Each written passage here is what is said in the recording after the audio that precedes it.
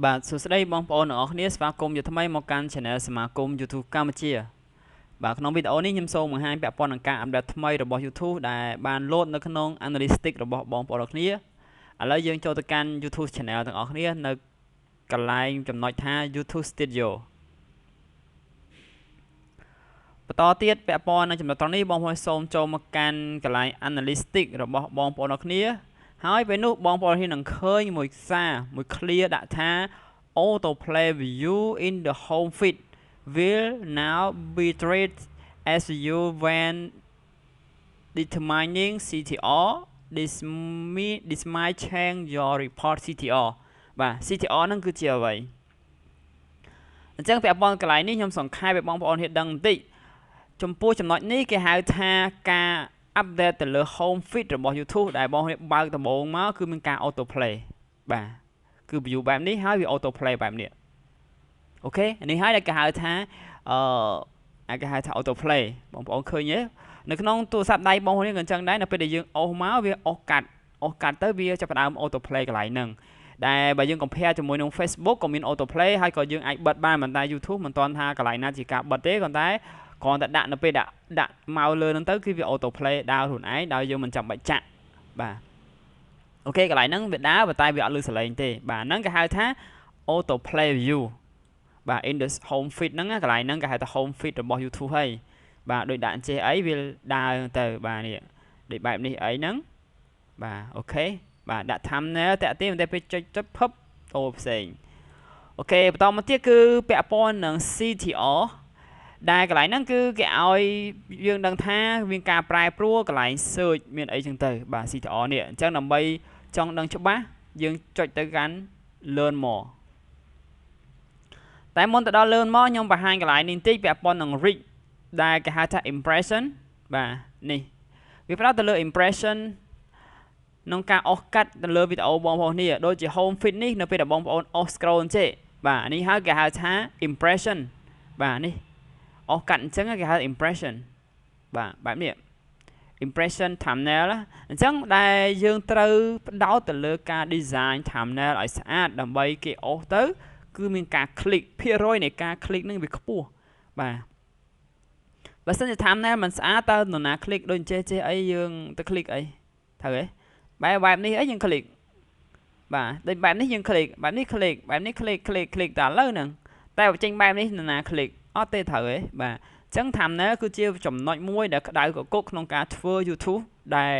តម្រូវឲ្យស៊ីអត្ថន័យនៅក្នុងវីដេអូផងដែរបាទមិនមែន thumbnail បោកទេណាខ្ញុំនិយាយនេះគឺ thumbnail ពិតប្រាកដបាទដោយបែបនេះអីវាពិតប្រាកដឯងព្រោះគេធ្វើនៅកន្លែងហ្នឹងគេយកឈុតមកដាក់ចូលគ្នា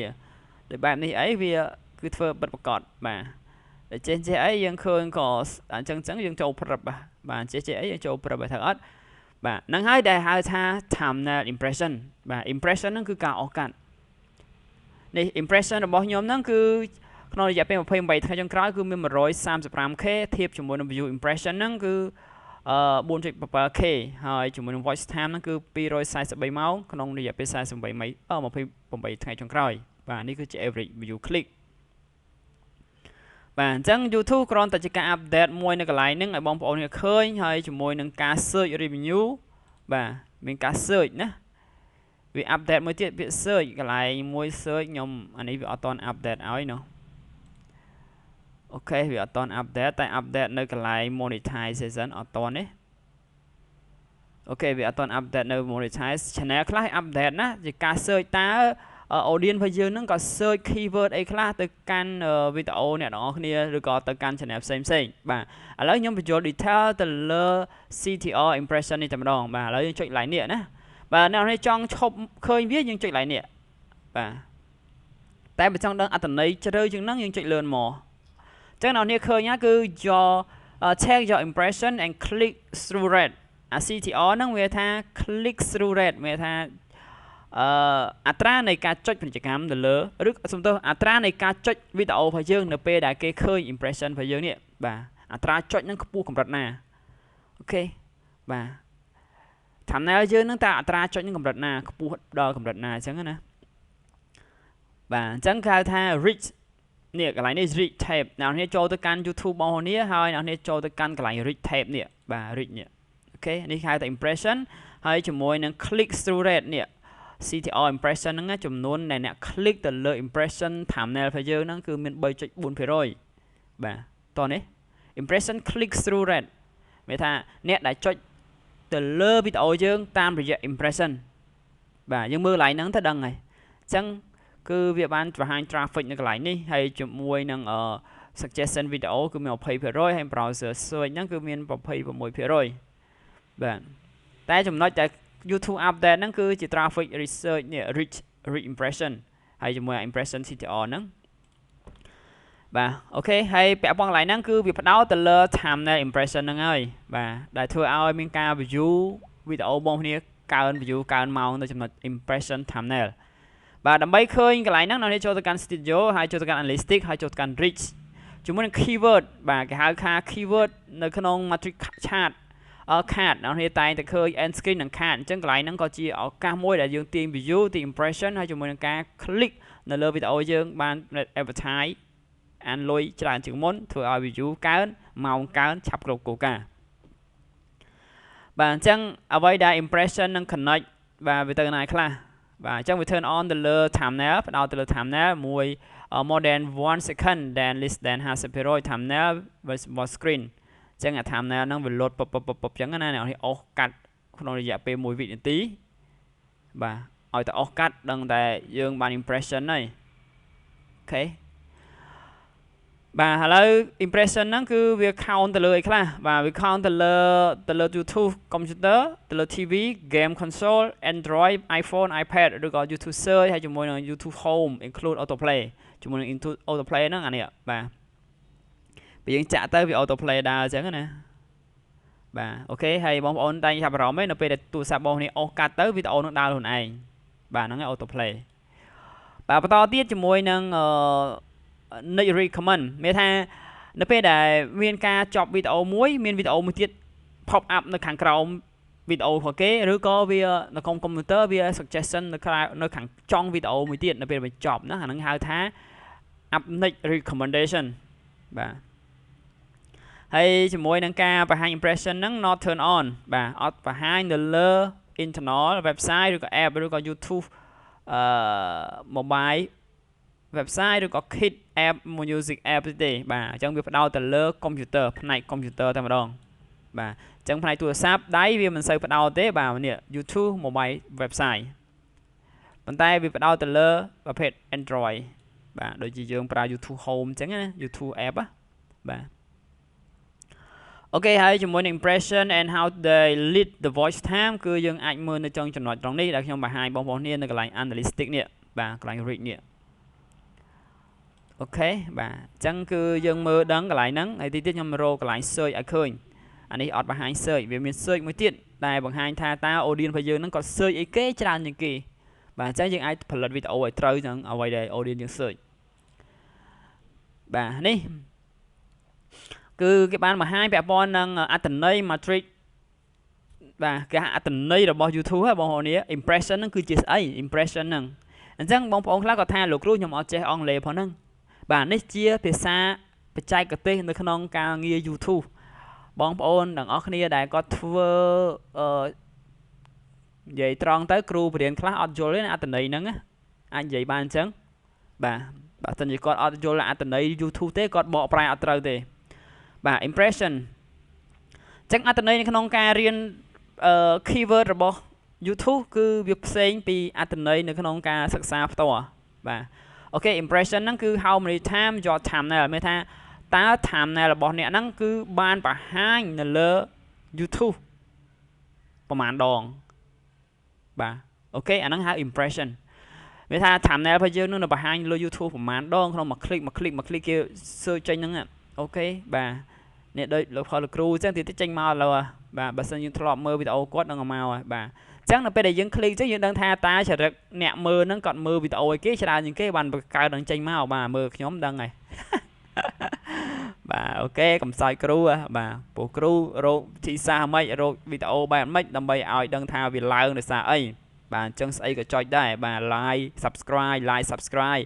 កុំកំណាញ់ subscribe កុំកំណាញ់ like ណាបើសិនជាយើងចូលចិត្តយើងចុចទៅដើម្បីយើងដឹងថាតើហេតុអីបានវាឡើងតោះនេះអញ្ចឹងមកវីដេអូខ្ញុំនៅក្នុង impression home feed ខ្ញុំស្អីក៏មានដែរបានឡើងមកទាំងអស់បាទភាគច្រើនគឺប្រភេទចេះហ្មងអូខេចឹង impression ហ្នឹងអត្ថន័យរបស់វាហ្នឹងតើប្រមាណដង thumbnail របស់យើងហ្នឹងគេអស់កាត់ឃើញប្រមាណដង impression click through rate គឺ how often viewer watch a video after seeing a thumbnail CTR ហ្នឹង CTR ដែលបង្ហាញកន្លែងនេះ CTR នេះបងប្អូនខ្លះគាត់សើអីគេCTR ហ្នឹងបាទ CTR ហ្នឹងគឺកន្លែងហ្នឹងហើយ impression click through rate តើជាញឹកញាប់ហ្នឹងអ្នកដែលឃើញវីដេអូយើងហ្នឹងតើគេឃើញ thumbnail យើងចុចប្រមាណដងបាទ how often view watch a video after seeing a thumbnail នៅពេលដែលគេបានឃើញ thumbnail យើងតើគេ click លើវីដេអូយើងបានច្រើនកម្រិតណាអូខេអាហ្នឹងclick through rate ទៅលើ impression thumbnail អញ្ចឹងនៅពេលដែលគេអូសកាត់ thumbnail យើងគឺចំនួន click ហ្នឹងហើយវាប្រមាណភាគរយបាទដោយផងខ្ញុំអញ្ចឹងមានចំនួន 3.4% នៅការ impression 135k ហ្នឹងគឺមាន 3.4% នៅលើការ click វីដេអូចូលយល់ទេបាទមួយទៀតគឺ view the number of legitimate view of your channel or video view ដឹងហើយគឺអ្នកមើលចំនួនអ្នកមើលវីដេអូបងប្អូនគ្នាបាទ view from impression មានថា view មកពីការអូសកាត់វីដេអូអូសកាត់ thumbnail view that originate from impression from the selected rank បាទនឹងបកថាម៉េចទេតែគ្រាន់តែអត្ថន័យវាគឺចំនួនអ្នកមើលមកពីការអូសកាត់នៃ thumbnail របស់យើង watch time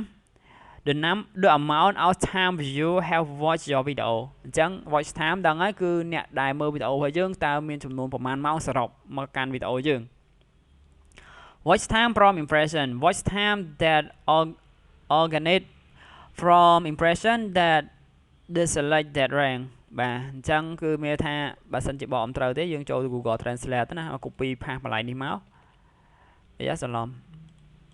បាទអញ្ចឹងបងប្អូនខ្លះអត់ចេះអង់គ្លេសយើង copy ផាសមកដូចខ្ញុំចុះអត់ចេះបកថាម៉េចទេពេលវេលាដែលកើតចេញពីការចាប់អារម្មណ៍សម្រាប់ជួនការបរិច្ឆេទដែលជ្រើសរើសវ៉ាវបកអំត្រូវទេបាទអញ្ចឹងពេលវេលាដែល originate បាទ originate from impression for the selected rank បាទវាបកត្រូវទៅកន្លែងហ្នឹងចឹងសរុបរួមមកគឺចំនួនម៉ោងដែលបានមកពីការ impression បាទអូខេ impression ហ្នឹងគឺការអូសកាត់ទៅគេមើលវីដេអូយើងទៅបាទវារាប់ចំនួនម៉ោងឲ្យយើងទៅបាទអញ្ចឹងអត្ថន័យរួមមានប៉ុណ្នេះសម្រាប់បងប្អូនគ្នាបាទបើសិនជាចង់មើលបន្តទៀតគឺចុចបន្តទៀតទៅណាវាចេញមកទៀតនេះបាទច្រើនមែនតើបាទ why do I have more view than impression បាទសួរហេតុអីបានជាខ្ញុំមាន view ច្រើនជាងការអូសកាត់វាឆ្ងល់ចឹងទៀតបាទ if a large amount of traffic your video come from outside of YouTube you may have more view than impression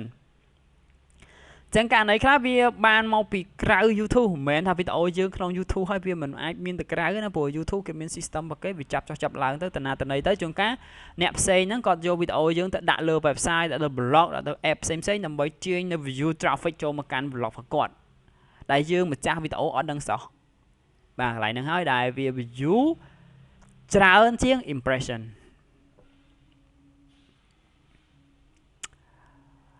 អូខេនេះសំណួរគេបន្តទៀតតែមិនបានបញ្ជាក់ច្រើនទេខ្ញុំគ្រាន់តែបញ្ជាក់ពាក់ព័ន្ធនឹងកន្លែងនេះទេឥឡូវចាំបន្តិចខ្ញុំបង្ហាញកន្លែង search មួយទៀតបាទអធិស្ឋានងាកមកកាន់កន្លែងនេះបន្តិចកន្លែង overview ណា overview កន្លែងនេះនៅក្នុង channel សមាគម You កម្ពុជាកន្លែង overview នេះវាអត់បាន update ទេបាទវាអត់ទាន់ update ប៉ុន្តែ channel នេះទើបតែបើក monetize ថ្មីបែរជាមានការ update ទៅលើការ research បាទ research បាទសូមចុចលើ research កន្លែងនេះគឺមានការ search across YouTube តើគេ search across YouTube មានថាអ្នកគេ search នៅក្នុង YouTube ហ្នឹងឃើញអីខ្លះនៅលើពាក្យរបស់យើងហ្នឹងនៅលើវីដេអូរបស់យើងហ្នឹង viewer search ហ្នឹងគឺជាអ្នកដែលមើលវីដេអូយើងគាត់ search ទៅកាន់ channel គេផ្សេងតើគាត់រកអីគេបាទឥឡូវខ្ញុំ switch ទៅកាន់ channel មួយទៀតបាទអរគុណអ្នកនរគ្នាមានប៉ុណ្្នេះទេដោយសារ channel ខ្លះវាអត់ទាន់ update កន្លែង view search ហ្នឹងទេបាទខ្ញុំឆាយពី3 channel ហើយ channel ខ្លះមាន channel ខ្លះអត់ទាន់មានអញ្ចឹងมันអាចបញ្ជាក់ឲ្យច្រើនជាងហ្នឹងទេគ្រាន់តែនេះជាការ update ថ្មីរបស់ YouTube ដែលបងប្អូននេះត្រូវតែដឹងទាំងអស់គ្នាហើយចំណុចត្រង់នេះគឺមានផលប៉ះពាល់ដល់ channel បងប្អូននេះទេគ្រាន់តែគេ update នៅ traffic គេហៅថាព័ត៌មានលម្អិតឬជា report គេបង្ហាញបងប្អូននេះតើ